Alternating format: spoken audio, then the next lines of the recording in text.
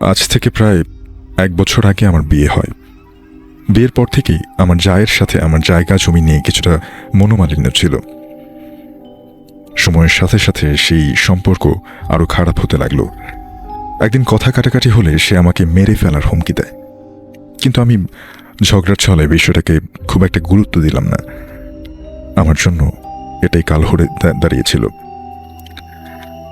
গত 2 দিন ধরে আমি নিজের মধ্যেই কিছু পরিবর্তন লক্ষ্য করি। আমার স্বামীর সাথে আমার সম্পর্ক খারাপ হতে থাকে।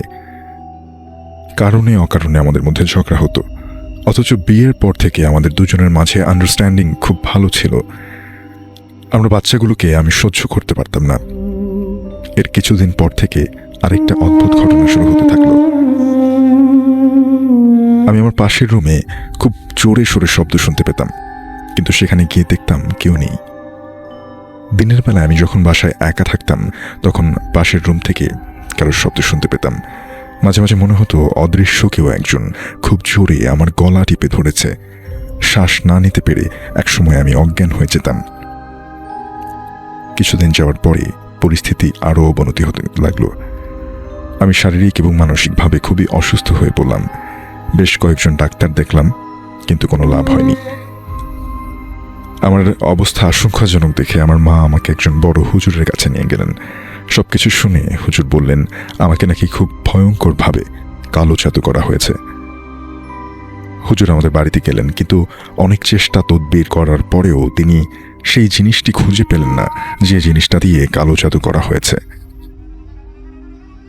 কাজটা নাকি খুবই শক্তিশালী একটা জিন দিয়ে করানো হয়েছে, আর অন্য একটা জিন কালো জাদুতে ব্যবহার, তাই অন্য একটা জিন ছাড়া কালো জাদুতে ব্যবহার করা জিনিসটা খুঁজে পাওয়া সম্ভব না। অর্থাৎ পুরো ঘটনাটি শুনলে আমরা যেটা বুঝতে পারি যে তার জায়ের সাথে কথা কাটাকাটির পরবর্তীতে তিনি দেখলেন যে তার হাজবেন্ডের সাথে তার বিভিন্ন বিষয়ে অযথাই বলা চলে ঝগড়া হতে লাগলো। তিনি নিজের বাচ্চাদেরকে, একজন মা যখন তার বাচ্চাদেরকে সহ্য করতে পারে না, বিষয়টা সত্যি শুধু ভয়ঙ্কর না, বিভৎস। এরপর থেকে আরও কিছু অদ্ভুত এবং অলৌকিক ঘটনা যার আশপাশে ঘটতে থাকে। এক পর্যায়ে তিনি দেখেন যে তার গলা টিপে ধরছে, কিন্তু তিনি কাউকে দেখতে পাচ্ছেন না। শ্বাস না নিতে পেরে একসময় তিনি অজ্ঞান হয়ে যেতেন। এরকমটা প্রায় ঘটতে লাগলো। এরপরে হুজুর এসে যেটা বললেন যে খুবই শক্তিশালী একটা জিন দিয়ে তাকে কালো জাদু করানো হয়েছে। আমি অনেক এপিসোডে বলেছি যে জিনদের মধ্যে খুবই ধূর্ত এবং শক্তিশালী একটা জিন হচ্ছে ইফরিত। তো হতে পারে এরকম কিছু। আর এজন্যই যে জিনিসটা দিয়ে তাকে কালো জাদু করানো হয়েছিল সেটা বেশ সুরক্ষিত। আর একটা জিনের ব্যবহার ছাড়া সেই জিনিসগুলো খুঁজে পাওয়া সম্ভব না।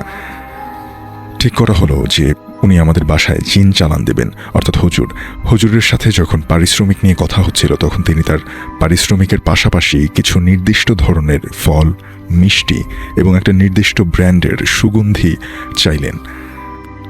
আমি ভূত পেতনি সম্পর্কে তাকে জিজ্ঞাসা করলাম, কিন্তু তিনি এই বিষয়টা এড়িয়ে গেলেন এবং বেশ কয়েকবার আমি এই কথাগুলো জিজ্ঞাসা করাতে তিনি বললেন যাকে দিয়ে কাজ করাবো তাকে গলা দিতে হবে।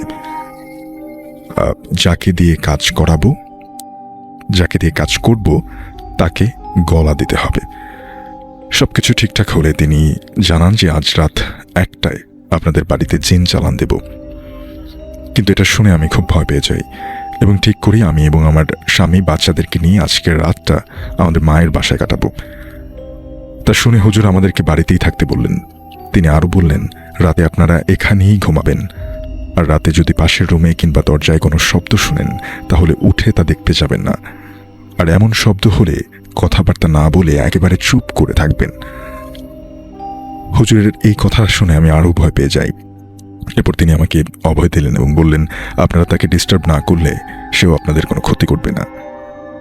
যাই হোক, সেদিন রাতে আমি ও আমার স্বামী বাচ্চাদেরকে নিয়ে একটা রুমে ঘুমোতে যাই।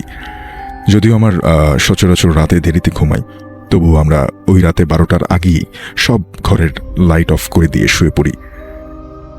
কিছুক্ষণ পরে বাচ্চারা ঘুমিয়ে পড়লেও আমরা দুজন ভয়ে ঘুমাতে পারছিলাম না। রাত তখন 1:23 বাজে। আমি বারবার শুধু মোবাইল ফোনে সময় দেখছিলাম। মেইন দরজায় অনেক জোরে একটা শব্দে আমার বুক কেঁপে উঠল। মনে হলো কেউ যেন অনেক জোরে লাথি দিয়ে দরজাটা ভেঙে ফেলেছে। কিছুক্ষণ পরে সব কিছু নীরব থাকলেও আস্তে আস্তে পাশের রুমগুলো বিভিন্ন শব্দে ভরে উঠতে লাগলো। আমার মনে হচ্ছিল যে কেউ আমাদের ঘরের জিনিসপত্র ঘাটাঘাটি করছে, সব উল্টে পাল্টে ফেলছে। আমরা তখন ভয়ে অস্থির। আমার ভয় হচ্ছিল যে জিনটা যদি আমাদের সামনাসামনি এসে পড়ে বা বাচ্চাদের কোনো ক্ষতি করে। তখনই আমার হুজুরের কথা মনে পড়ল। সে আমাদেরকে বলেছিল যে আমরা তাকে ডিস্টার্ব না করলে সেও আমাদের কোনো ক্ষতি করবে না। আমি দোয়া দরুদ পড়তে থাকলাম এবং ঘড়ির কাঁটায় যখন রাত 1:48 বাজে, তখন বাড়ির মেইন দরজায় ঠিক আগের মতো খুব জোরে একটা শব্দ হয়, আর এরপর সবকিছু আবার স্বাভাবিক হয়ে যায়। ওই রাতে আমরা একটা মুহূর্তের জন্য চোখের পাতা এক করতে পারিনি। এরপর সকাল হলে আমরা পুরো ঘরের অবস্থা দেখতে যাই। আমি ভেবেছিলাম যে ঘরের সব জিনিসপত্র হয়তো ওলটপালট হয়ে থাকবে, কিন্তু সব কিছু ঠিকঠাক, জায়গা আগের মতোই আছে। তবে একটা জিনিস আমাকে সম্পূর্ণভাবে চমকে দেয়, আর সেটা হচ্ছে ঘরে তখন একটা খুব সুন্দর ঘ্রাণ ছড়িয়েছিল। আর আমাদের ঘরের সব দরজা গেট ভেতর থেকে লাগানো ছিল। তো সেদিন আমরা হুজুরের কাছে গেলাম এবং তিনি আমাদেরকে বললেন যে তিনি ওই জিনিসটা খুঁজে পেয়েছেন এবং সেটা নষ্ট করে দিয়েছেন। এরপর তিনি আমাকে নিয়মিত কিছু আমল করতে বললেন এবং বেশ কিছুদিনের মধ্যেই আমি আলহামদুলিল্লাহ পুরোপুরি সুস্থ হয়ে উঠি।